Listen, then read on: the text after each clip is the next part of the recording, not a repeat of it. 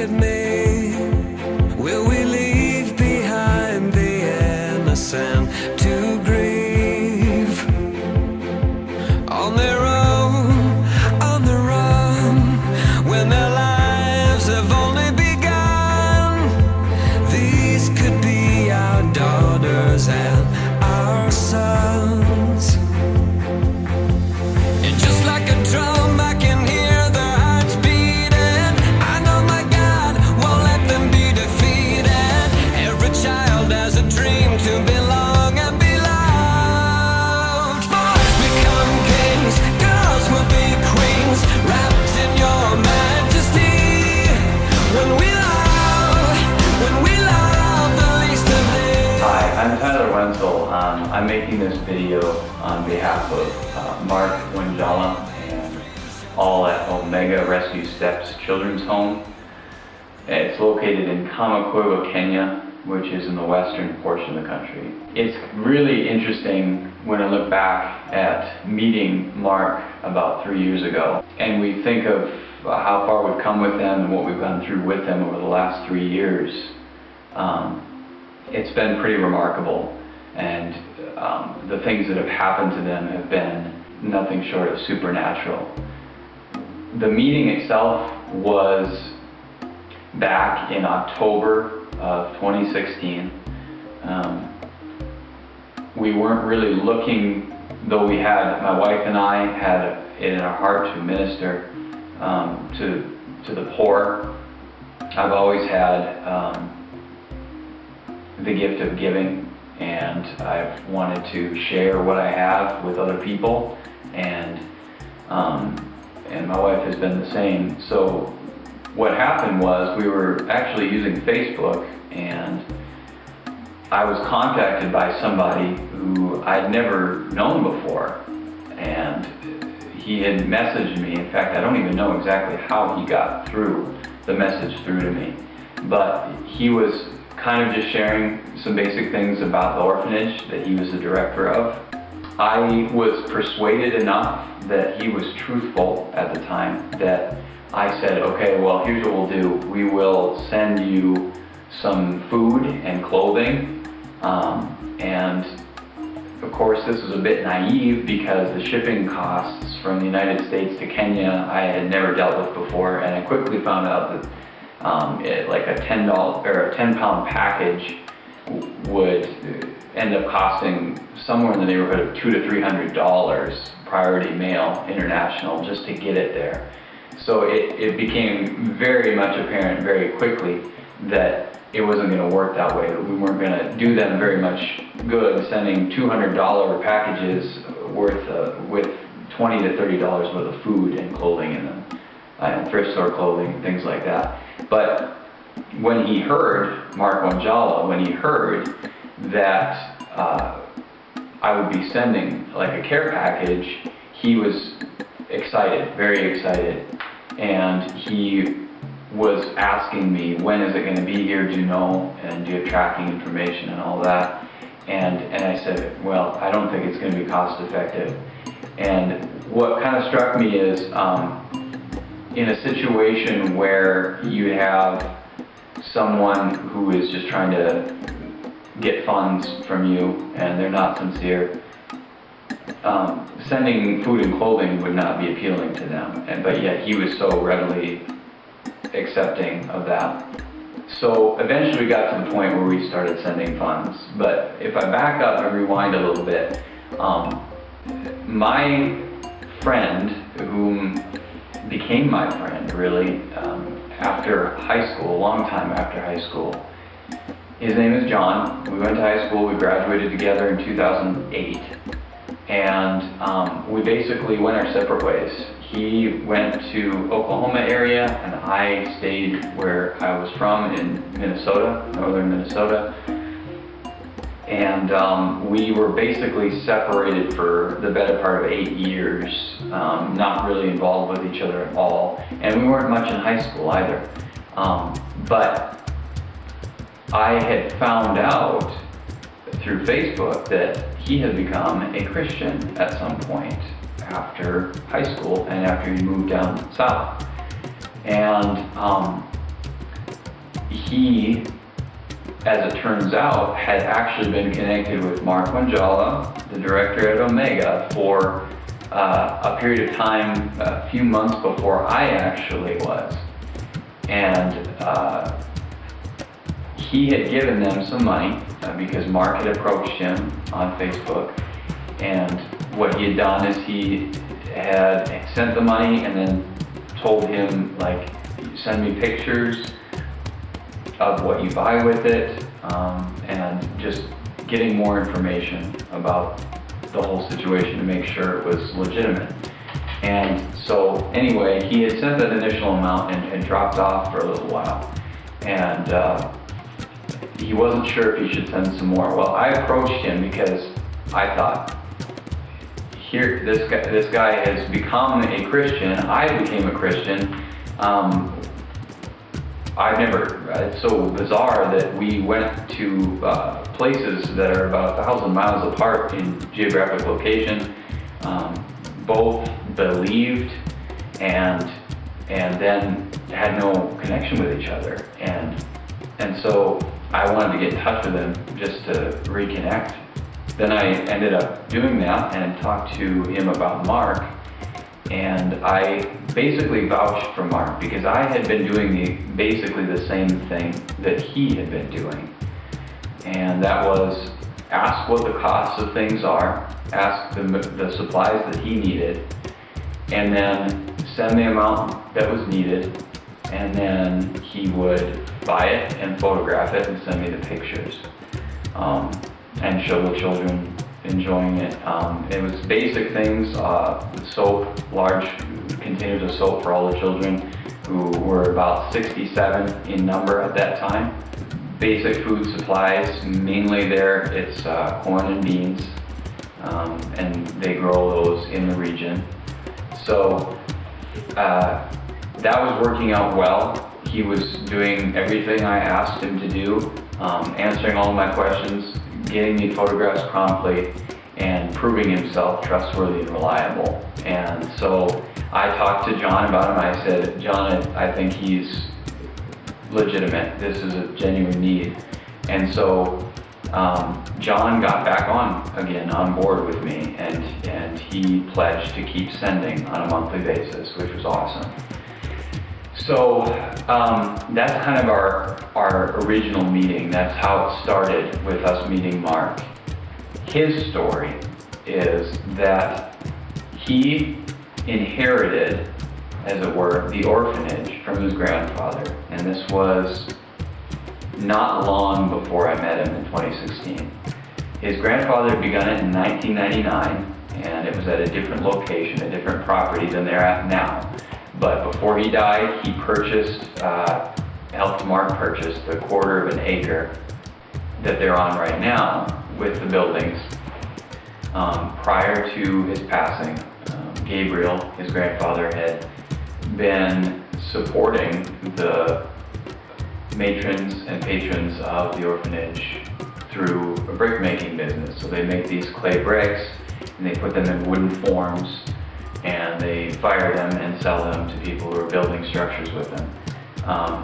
This was something that I think it had to do with the new location that Mark couldn't continue, although we've talked about getting a brick press and doing the interlocking soil stabilizing blocks instead, which would be, it's a big mechanism that they use concrete and the soil, and you press it and compact the soil, and they just air dry for about 30 days, and then they can be sold, usually in pallets, to people who are doing home building. It'd be a great business for them. I got the impression that it was very tough going at the outset when Mark first became the director instead of his grandfather.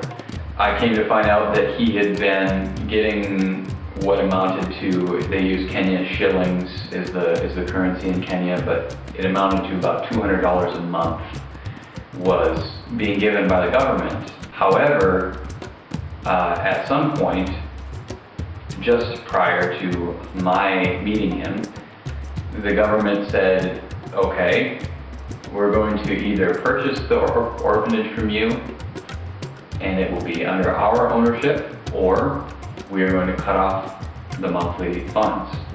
And because Mark did not want them having the control over all the children and having them own the orphanage that his grandfather had passed on to him, he refused, and they cut off the support.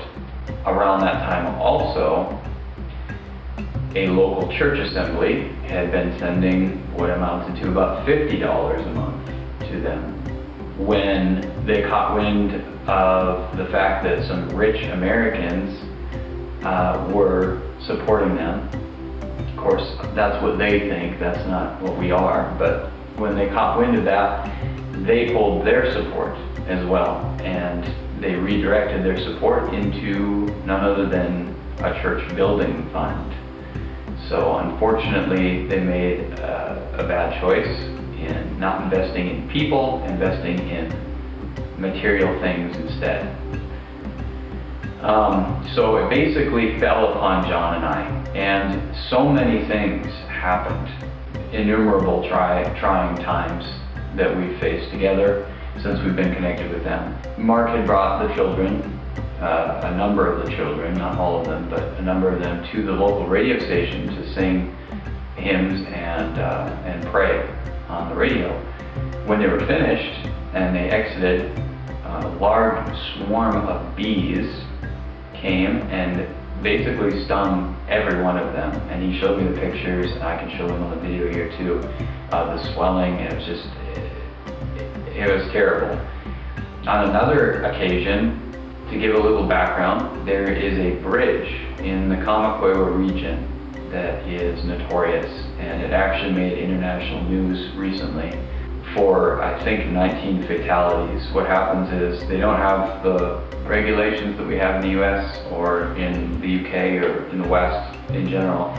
And a tractor, I believe carrying a trailer of hay, had insufficient lighting at dusk or at night, collided with a vehicle, and it ended up being a very, very bad situation. And this is not the first time that's happened on that bridge. Mark was taking a taxi for one reason or another, I can't recall exactly which. The taxi's tire blew right on that bridge, and he and everyone in the vehicle were fine. And he was so elated by the fact that where others had previously perished on this bridge, he had been spared, and he said, "I will serve the Lord for the rest of my life." He was just overwhelmed. We've had floods or at least torrential rains that have torn down these buildings. The average building there is built out of basic timbers. So maybe the posts, the vertical posts for the buildings are maybe about 3 to 5 inches thick, and they just set those upright in the ground, and they cross-connect them with twigs and branches that are kind of woven together. And then they put a conventional corrugated steel roof over the whole thing, and then they fill all of the siding in, excluding windows and doorways, with mud, the local mud. Surprisingly, it holds together quite well, especially if there's a good overhang from the roof that redirects the rain away from the mud walls. The kitchen building collapsed at one point. Nobody was in it, thankfully, and we had it rebuilt. There was a major building that he wanted to build for extra housing and to have the children schooled on site instead of having to commute to school. And that building is still standing, and it looks from recent photos to be in good repair, which I'm very thankful for. I was really happy with that. The builders gave a huge discount when they built it, said that they would do it for a lot less than they quoted Mark, and it's still looking quite good, and that's the main house. It's fairly large. They do schooling in there for the primary age students. The teachers come on site and they teach the youngest children in that building. And there really isn't any furniture or anything. They sit on the floor, but the teacher brings in like a chalkboard and various other teaching materials that she hangs on the wall, he or she. And then also, as far as structures are concerned, there was also a situation where the latrine, the bathroom, had become too full. It's just pit latrines, like our outhouses here in the United States. So that needed to be filled in and left, and then he had to move to a different location and dig a larger pit.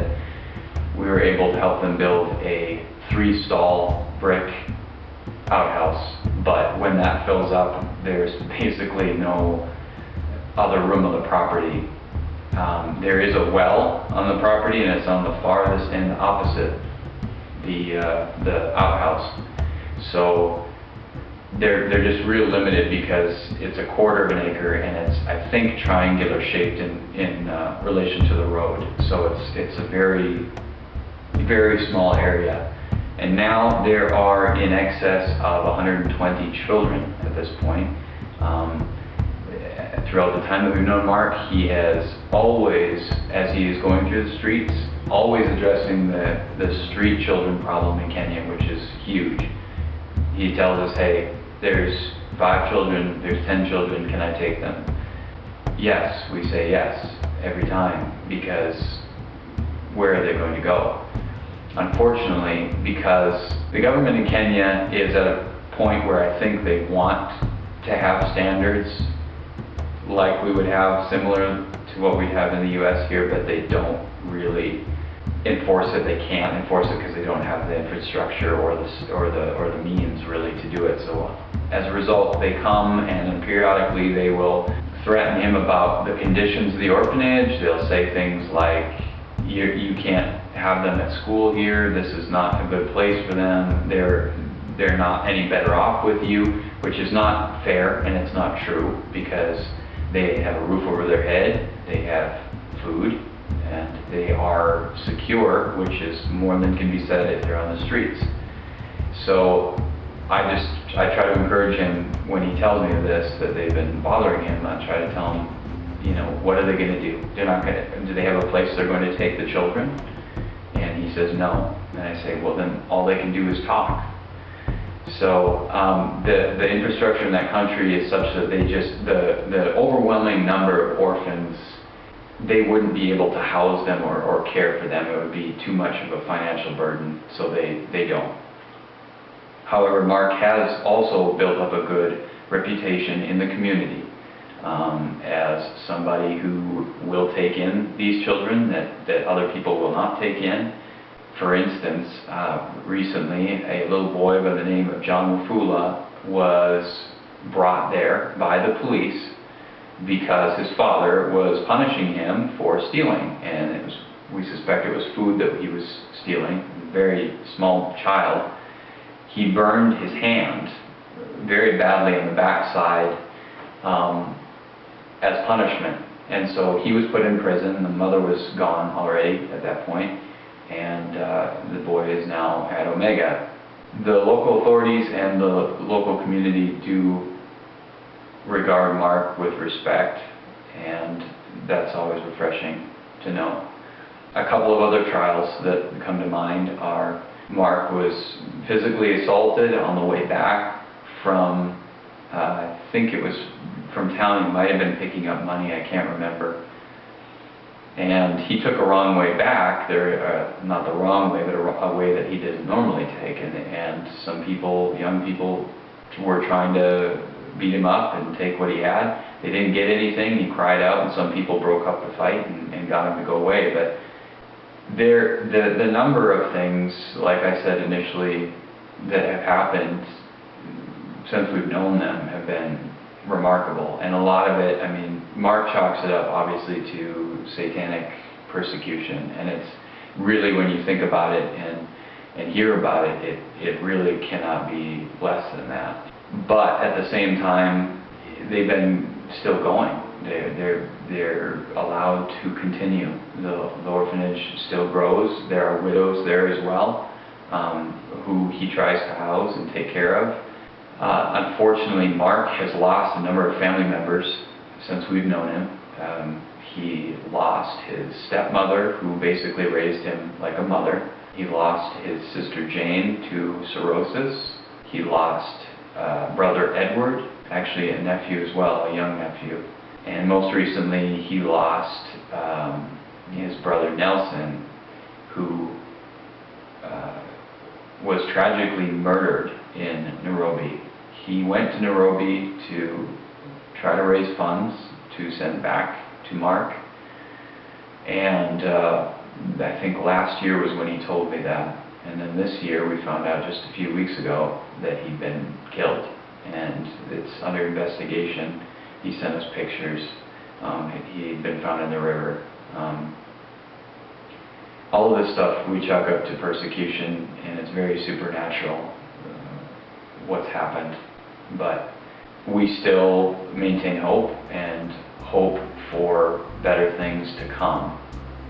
Our primary goals for Omega are to get them to the point where they can be supporting themselves with business. We were able last year to help them in the purchase of a motorcycle because it was the most affordable vehicle that they could get. Trucks are actually expensive there. A lot of the things there aren't a lot cheaper than they would be in the US. The motorcycle was, I think, fair priced, and the purpose of that was to use it for taxi service. Mark was excited to do that, to transport water. A lot of times there's seasonal droughts in the western region, and they have to travel miles to get water from a spring and then come back and then go do it all over again when the water's exhausted. So, you know, if he could charge a fee to transport water for people, that's on occasion. Transporting food and goods to the local marketplace, that's an occasional thing that can be done. They did get a contract with a school recently where they were doing, I think, 3 deliveries a week in the amount of about $90 per week, transporting corn to a school building. That has since dissolved as well. But at least with the transportation, it's nice. They've got something where Mark can get where he wants to go a lot quicker.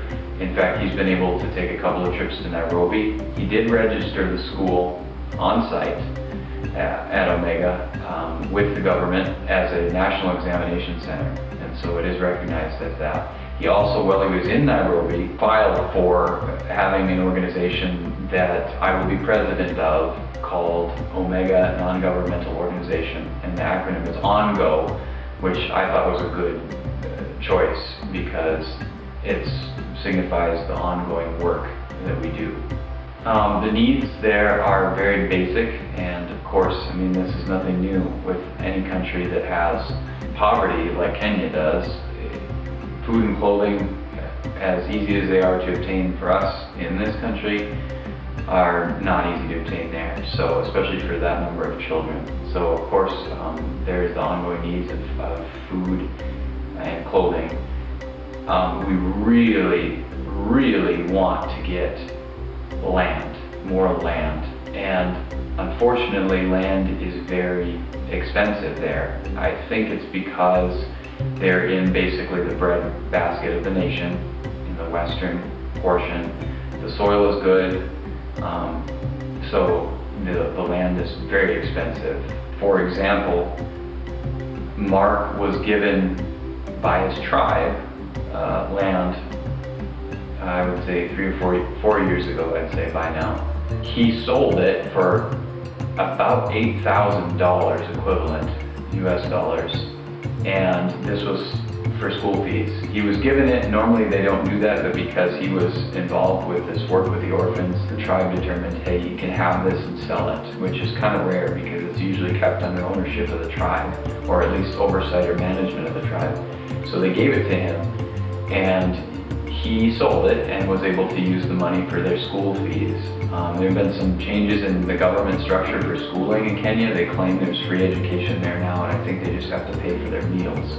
But it kind of varies, or it has been unpredictable what kind of fees would be associated. There's always national examination fees, things like that for schooling as well.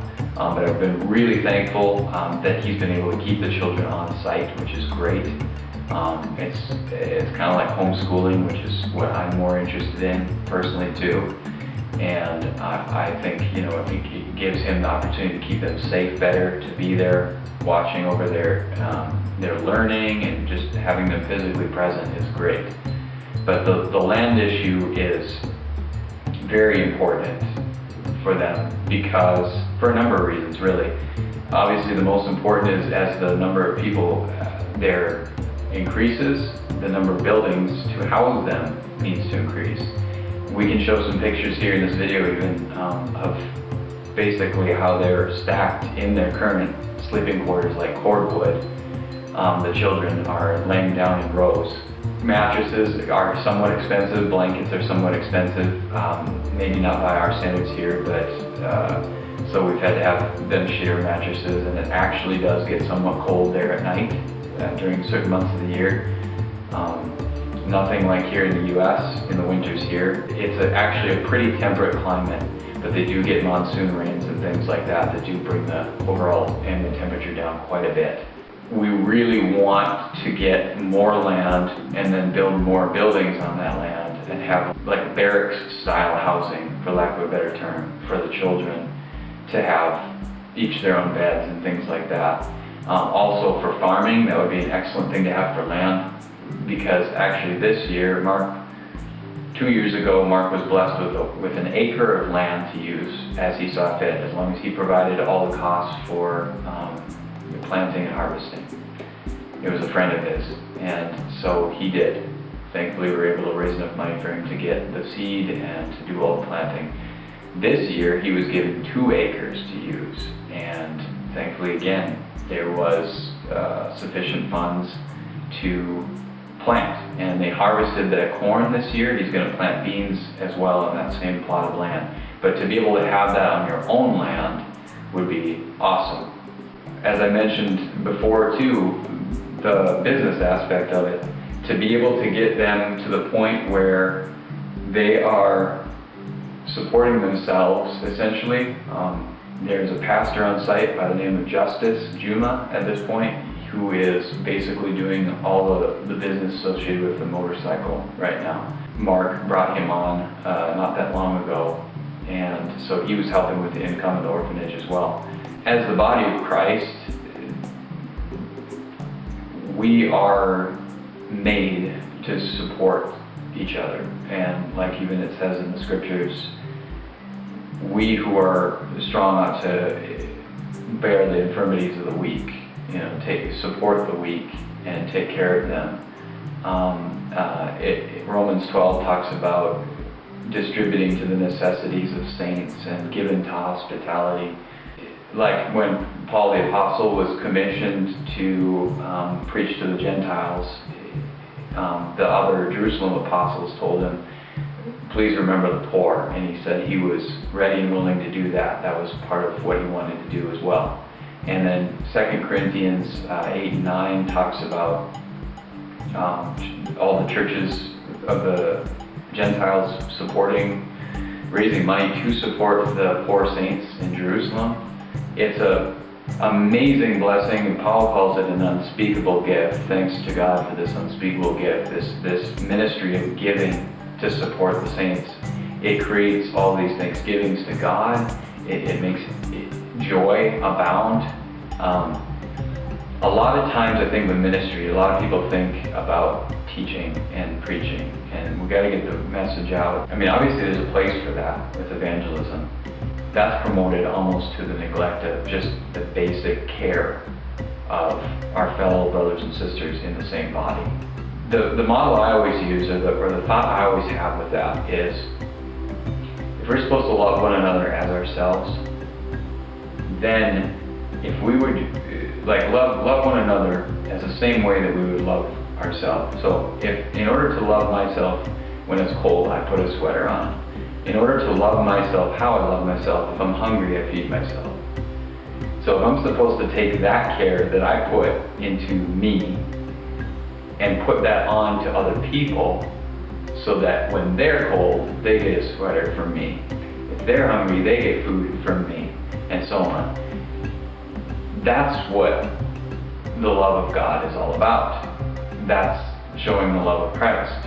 Actually, the love of Christ goes even farther. The love of Christ says, not only do you supply what you would give for yourself, you actually supply even at the expense of yourself. So if you've got one sandwich and there's 2 of you, you could share it, or you could give all of it to the other person and go hungry. And that's the love of Christ as far as being sacrificial. both are good. If you share the sandwich, you do well. If you give the sandwich completely to the benefit of your brother, you do even better.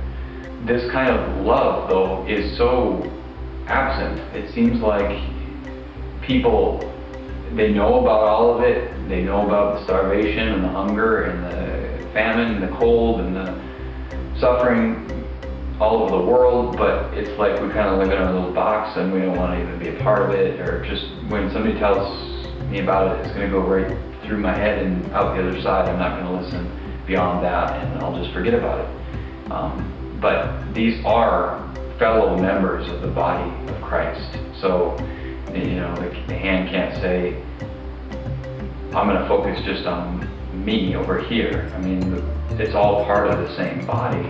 It's under obligation to take care of the rest of the body. And so, obviously that extends into spiritual things, but it's also the most basic physical things as well. And those often go so neglected. I know, because I've been, in my studies of the Bible, I've thought, well, teaching and preaching, but yes, but not to the neglect of basic things, you know, because when we sit down and we study the Bible in this country, what do we do at a Bible study? There's almost always food there. Everybody gets to eat, right? The church provides a meal or a snack or something. So when we come together, we eat, and then we Bible study. You know, who would just go to a Bible study when you're hungry and just starve there? And I mean, Jesus did this when he saw the multitudes gathering to him. He takes the fishes and the loaves and multiplies them until the thousands of people can eat. And then he speaks to them and ministers to them, because he knew that if they went home, they would faint on the way back. They were hungry. Just ministering to these basic needs first, and then we can talk about how we can help with spiritual things. But, you know, if you pass away, then what is the use of the spiritual anyway? It's just so important to take care of these basic needs, and that's what we want. And we'd like to get to a point, like with business, where it's not just the basic needs. You know how people say you're not just surviving, you're thriving. You have the freedom to pursue the things that you want. Like a number of the children at Omega are very good footballers, or soccer players as we call it in the US. It's very likely that some of them could end up going professional as the years go by, because they do practice. There's a number of business opportunities that would, if you could put some infrastructure in place within the orphanage where they can learn sewing or learn basic skills that they can then take and make an income off of, either while they're at the orphanage to help everybody, or leave and make a living apart from the orphanage. Mainly our goals at this point is, like I said, to increase the land, the actual land ownership, increase the buildings on the land, expand so that you can take in more people, because obviously there's a lot more who are on the streets, and then get business going. And then my family and I would like to go there as well, and we would like to be present with them to give to what they need, which is parental care, since they've lost their parents completely.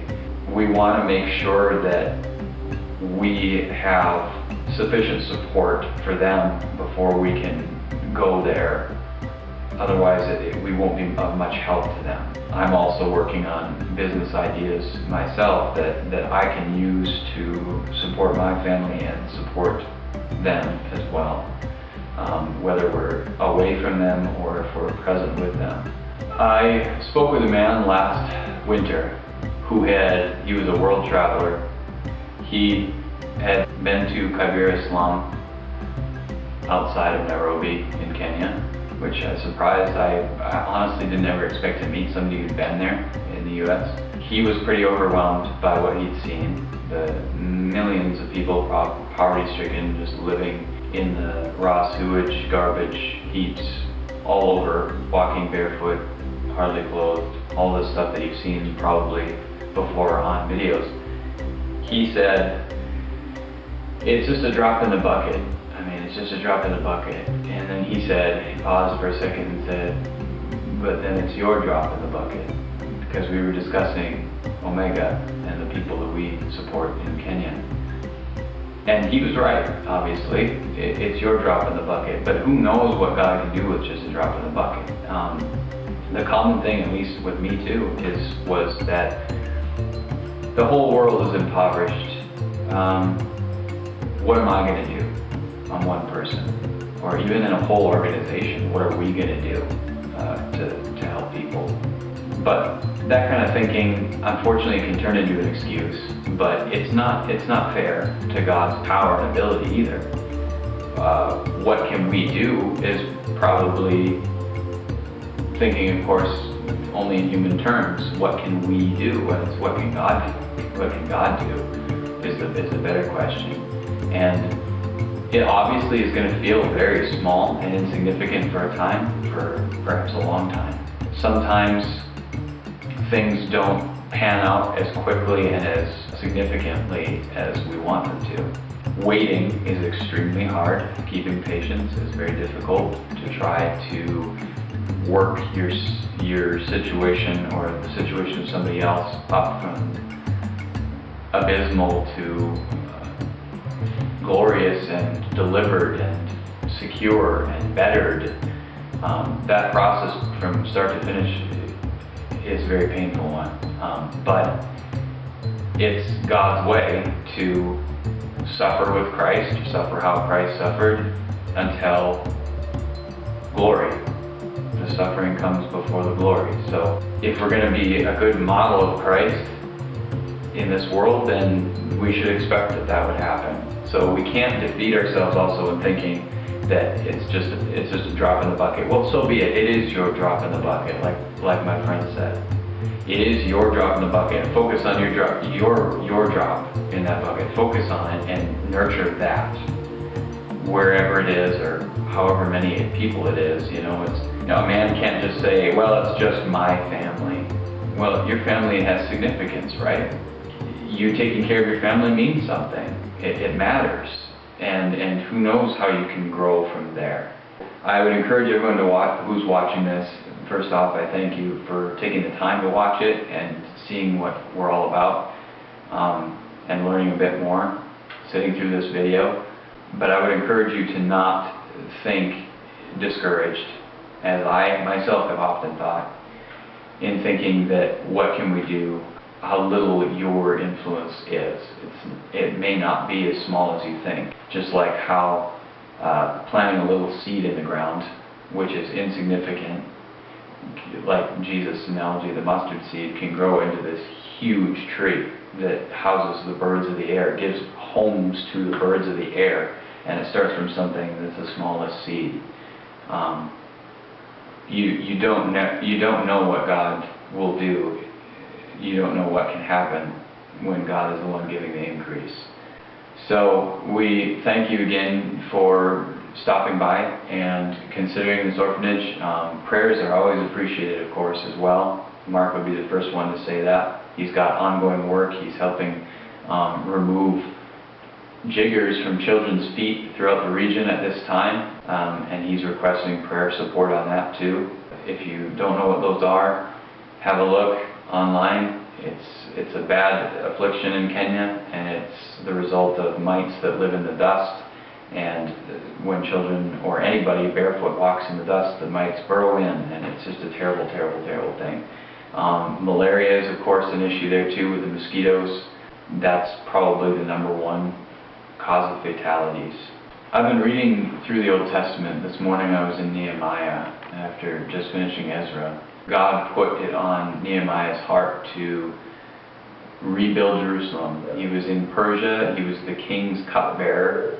The king of Persia gave him permission, he had favor with him, to go back to Jerusalem and build up what had been destroyed by Babylon. He is so fervent in this work. I mean, he knows it's of God. He knows it's the right thing to do. It's an honor to God, and he credits God for putting it on his heart to do the work in the first place. And so it's good for us to be aware as Christians too that the desires that we have, like my wife was mentioning, It is God that works in you both to will and do of His good pleasure. There's a desire that actually comes in to you from God. It's not sourced from you, it's sourced in and from God. And that's what Paul says too, work out your salvation with fear and trembling in Philippians 2 about that. For it is God that works in you to will and do of His good pleasure. I mean, if it was just a thing of man, then it would be just a whim, like men's things come to nothing, like in the book of Acts. But if God is involved, then nothing can withstand it. There's a reverence and awe and a fear that goes along with that, because it's God, the maker of heaven and earth, putting Himself into what you're doing, and what by all appearances to you seems like it came from you, but it's come by influence of God to do the work. As you read the epistles, as you read the scriptures in general, you'll see how God influences and operates and works on hearts and minds to cause people to be filled with the Spirit to do this or that thing, which is a fruit of the Spirit. As you're praying for them and considering your involvement with them, I encourage you to study in the Bible and meditate on what you're learning. Read through some passages like the ones that I've referenced in this video. 2 Corinthians 8-9 I've been just gripped by those two chapters for years now. I've been just awestruck by having the opportunity to experience the ministry of the saints and refreshing each other, and then reading about it in the Bible in that portion has been just, I've been gripped by it and arrested by it. And I think you will be too if you take upon yourself the ministry of giving. So thank you again for watching this video. God bless you, and thank you for your prayers. Little hands, shoeless feet, lonely eyes looking back at me. Will we leave behind the innocent to grieve? On their own, on the run, when their lives have only begun. These could be our daughters and our sons. And just like a drum, I can hear their hearts beating. I know my God won't let them be defeated. Every child has a dream to belong and be loved. Boys become kings, girls will be queens, wrapped in your majesty. When we love the least of these, then they will be brave and free. Shout your name in victory. When we love the least of these, when we love the least of these.